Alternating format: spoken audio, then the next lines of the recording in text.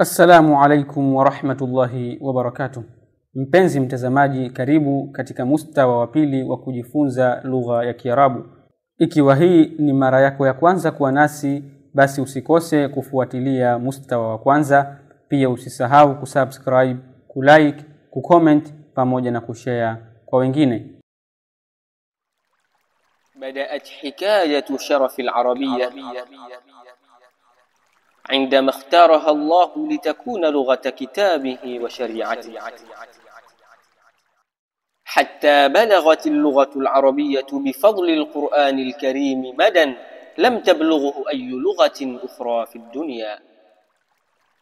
فالعربية لغة كل مسلم، والعربية لغة الأمة قاطبة، والعربية لغة أهل الجنة. بسم الله الرحمن الرحيم. الحمد لله رب العالمين، والصلاة والسلام على خير الأنبياء والمرسلين سيد الأولين والآخرين وعلى آله وصحبه ومن والاهم بإحسان إلى يوم الدين. أما بعد. Tunaendelea katika vipindi vyetu vya nahwu.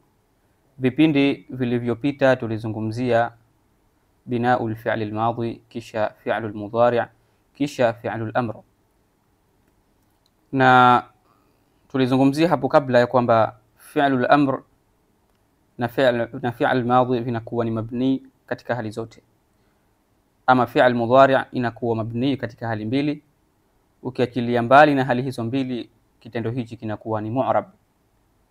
Na tunaposema ni mu'rab, maana yake ima kiwe mansub, yani mwisho wake kiwe na fatha, kiwe na nasb, au kiwe na jazm ambayo alama yake ni sukun mwisho wake, au kiwe na raf'a ambayo alama yake ni dhamma mwisho wake. Wakati gani kinakuwa na jazm? Pale ambapo kitatanguliwa na harf min huruf al-jazm, endapo kitatanguliwa na harf min huruf al-jazm. Kwa mfano, la tanam ba'da salati al-fajr, la tanam ba'da salati al-fajr, usilale baada ya swala ya alfajiri. Asili ya hiki kitendo kabla ya kuingia la ambayo ni harf inayosababisha jazm kinatamkwa tanamu, tanamu kwa dhamma, yani marfu', kwa sababu ndo asili ya vitendo vya mudhari' vinakuwa ni rafa. Lakini kwa vile imeingia ada min adawati aljazm ambayo ni la ya kukataza, harfu la, kwa hiyo hiki kitendo kimeingia sukun mwisho wake. Baada ya kusema tanamu unasema tanam, la tanam, na maana yake inakuwa usilale, unamkataza, ni la ya kukataza. Na mfano wa nasb, kwa mfano unamwambia mtu alaika an tasma'a an-nasiha, an tasma'a an-nasiha. Tunaona kwamba tasma'a imeingiwa na fatha ambayo ni alama ya nasb. Kwa nini? Kwa sababu imetanguliwa na harf min hurufi nasb ambayo ni an. Herufi hii ikitangulia kitendo cha mudhari', basi inakifanya kitendo hicho kiwe mansub. Kwa hiyo tasma'a ni fi'l mudhari' mansub. Na wakati gani kitakuwa na rafa? Kitakuwa na rafa kitendo cha mudhari' pale ambapo hakitotanguliwa na harfu aljazm wala harfu nasb, na pia hakitotanguliwa na nunu niswa ama nunu tawkid ambazo zinakifanya kitendo hicho kiwe ni mabni, kama tulivyochambua katika darasa zilizopita. Tuangalie mifano ambayo ni rafa. Kwa mfano tukisema tatiru alhamama, anaruka njiwa. Tatiru alhamama, tunaona kitendo cha mudhari' kiko mwanzo wa sentensi na hakijatanguliwa na harfu yoyote ile pale, sawa ikiwa ni ya jazm au ya nasb. Kwa hiyo kinabakia katika asili yake ambayo ni rafa.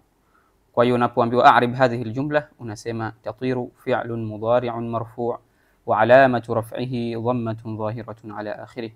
Alhamama fa'ilun marfu' wa alamatu raf'ihi dhammatun dhahiratun ala akhirih. Pia yanzilu almatar, inanyesha mvua, ni kama vile tatiru alhamama.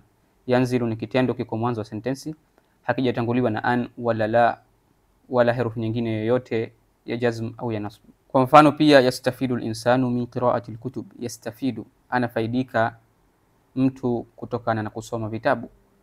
Yastafidu fi'lun mudhari'un marfu' wa alamatu raf'ihi dhammatun dhahiratun ala akhirih. Hivyo somo hili ni somo jepesi zaidi.